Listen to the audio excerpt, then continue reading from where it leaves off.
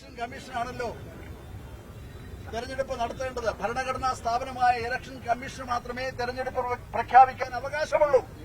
പക്ഷേ അതല്ല ഇന്ന് രാജ്യത്തിന്റെ സ്ഥിതി. എന്നാൽ തെരഞ്ഞെടുപ്പ് നടക്കുമെന്ന് കണ്ടുകൊണ്ട് തെരഞ്ഞെടുപ്പിന്റെ മുന്നോടിയായിട്ടാണ് ഈ ഭരണഘടനാ വിരുദ്ധമായ പൌരത്വ ഭേദഗതി നിയമം നടപ്പാക്കുന്നതിന് വേണ്ടിയിട്ടുള്ള ചട്ടങ്ങൾ പ്രഖ്യാപിച്ചത്. ഒരു മാസത്തിനു മുമ്പ് കേന്ദ്ര ആഭ്യന്തരമന്ത്രി തന്നെ പ്രഖ്യാപിച്ചു. അമിത്ഷാ പ്രഖ്യാപിച്ചാൽ പിന്നെ എതിർവാക്കില്ലല്ലോ. രാജ്യം ഭരിക്കുന്നത് രണ്ടുപേരാണല്ലോ, അമിത്ഷായും നരേന്ദ്രമോദി. എന്നാൽ ഇപ്പോൾ അത് പ്രഖ്യാപിക്കപ്പെട്ടിരിക്കുകയാണ്. അതിനെതിരെയുള്ള പ്രതിഷേധമാണ്. രാജ്യത്തെ വിഭജിക്കുന്ന, മുസ്ലിം ന്യൂനപക്ഷത്തെ രണ്ടാം തരം പൌരന്മാരാക്കുന്ന ഭരണഘടനാ വിരുദ്ധമായിട്ടുള്ള ഈ നിയമത്തെ എന്ത് വില കൊടുത്തും പരാജയപ്പെടുത്തുമെന്ന് പ്രഖ്യാപിച്ചുകൊണ്ടുള്ള നീക്കങ്ങൾ നമ്മുടെ രാജ്യത്ത് നടക്കുകയാണ്. അതിന്റെ മുൻപന്തിയിലാണ് ഇടതുപക്ഷ ജനാധിപത്യ മുന്നണി നയിച്ച പൌരത്വ ഭേദഗതി നിയമത്തിനെതിരെയുള്ള ആ പോരാട്ടങ്ങളുടെ ഒരു പുതിയ രൂപം, തുടർച്ചയാണ് ഇന്നിവിടെ നടക്കുന്നത്. ഞാൻ ദീർഘമായി ആ മറ്റു കാര്യങ്ങളിലേക്കല്ല പോകുന്നത്. എന്ത് വില കൊടുക്കും ആ ചട്ടങ്ങൾ തന്നെ കത്തിച്ചുകൊണ്ട്, ഈ ചട്ടങ്ങൾ നടപ്പാക്കില്ല എന്ന് പ്രഖ്യാപിച്ചുകൊണ്ട് കേരളമാണ്, കേരള നിയമസഭയാണ്, കേരളത്തിന്റെ മുഖ്യമന്ത്രിയാണ് ഈ നിയമം നടപ്പാക്കില്ല.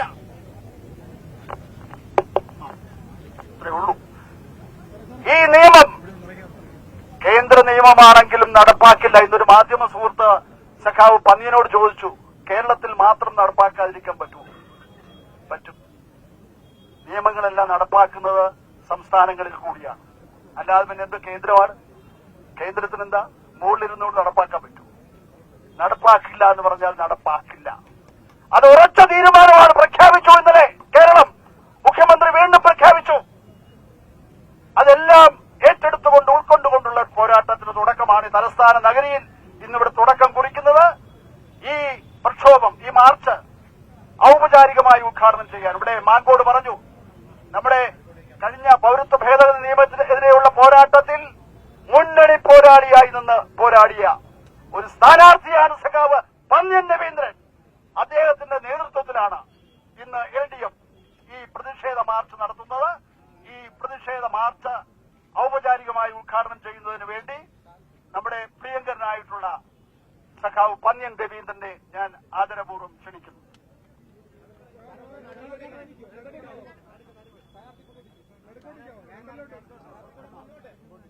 പ്രിയപ്പെട്ട അധ്യക്ഷൻ സഖാവ് M. വിജയകുമാർ, ഇടതുപക്ഷ ജനാധിപത്യ മുന്നണിയിലെ ഘടകകക്ഷി നേതാക്കളെ, പ്രിയ സുഹൃത്തുക്കളെ, സഹോദരി സഹോദരന്മാരെ, ഭാരതം, ഇന്ത്യ നമ്മുടെ ജന്മഭൂമിയാണ്. നമ്മുടെ ജന്മദേശത്തെ വെട്ടിമുറിക്കാൻ ആര് ശ്രമിച്ചാലും നമ്മുടെ നാട് എന്നും ഒരുമിച്ച് അതിനെതിരായി ശബ്ദിക്കും. ഇപ്പോൾ ഇന്ത്യയുടെ ഏറ്റവും പ്രധാനപ്പെട്ട നമ്മുടെ ഭരണഘടനയിൽ ഒരു ഭാഗമാണ് ഇന്ത്യ സെക്യുലർ സ്റ്റേറ്റ് ആണെന്ന്, മതനിരപേക്ഷ രാജ്യമാണ്. ആ മതനിരപേക്ഷതയുടെ കടക്കൽ കൊണ്ടുപോയി കത്തിവെക്കുകയാണ് കേന്ദ്ര ഭരണാധികാരികൾ.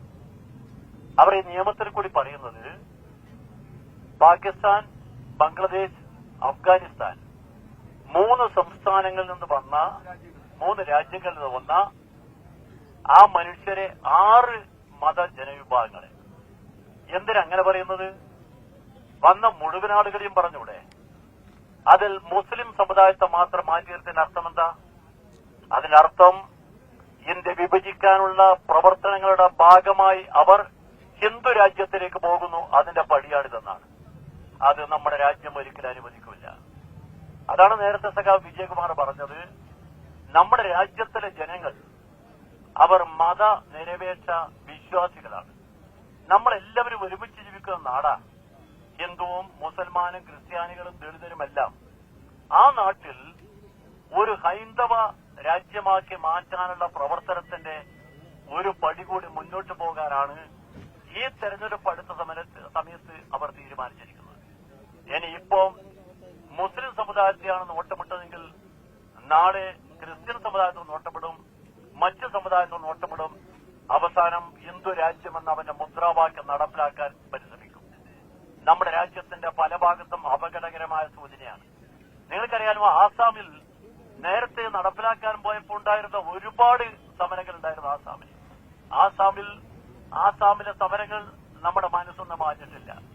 നമ്മുടെ രാജ്യത്തിന്റെ തലസ്ഥാനത്ത് നടന്ന സമരങ്ങൾ നമ്മുടെ മനസ്സൊന്നും പോയിട്ടില്ല.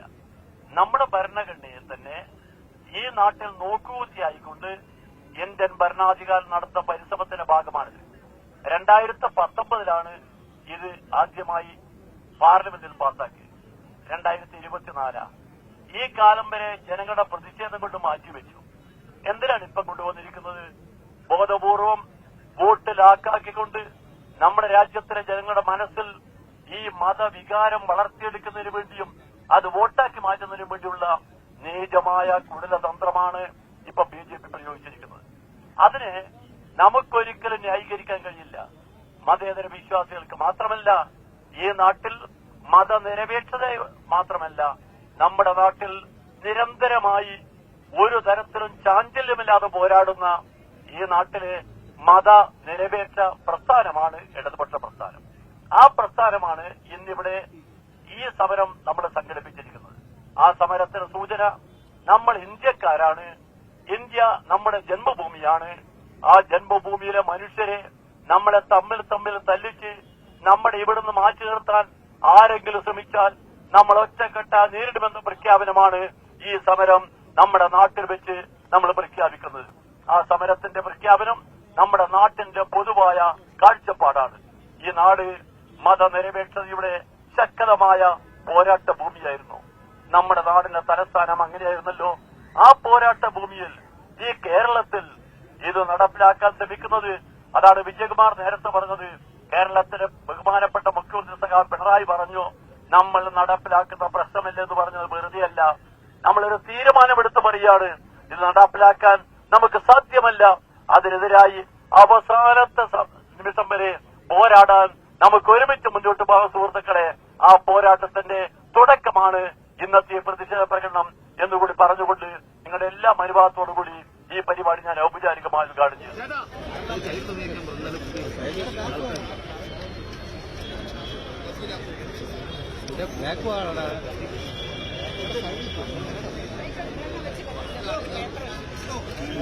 ചേട്ടാ ഇച്ചിരി പുറകോട്ടേക്കോ, ചേട്ടാ പുറകിലോട്ടേക്കോ, ചേട്ടാ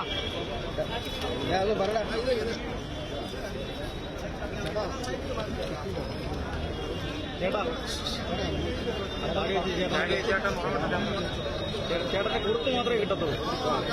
ഇല്ല നടക്കില്ല, നടക്കില്ല, പൗരത്വ നിയമം നടക്കില്ല, കേരള മണ്ണിൽ നടക്കില്ല.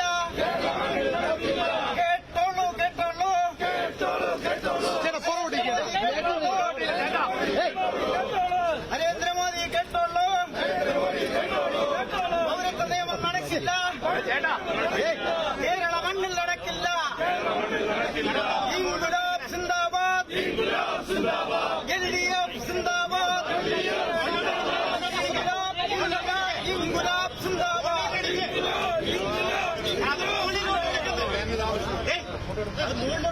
ചേട്ടാ ഒന്ന് മാറേട്ടാ,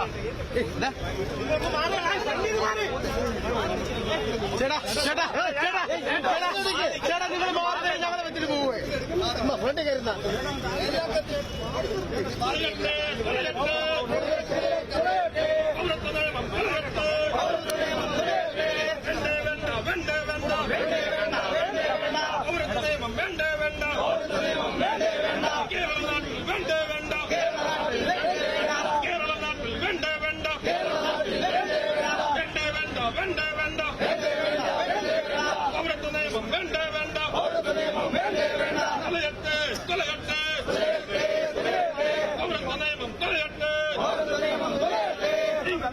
Zindabad!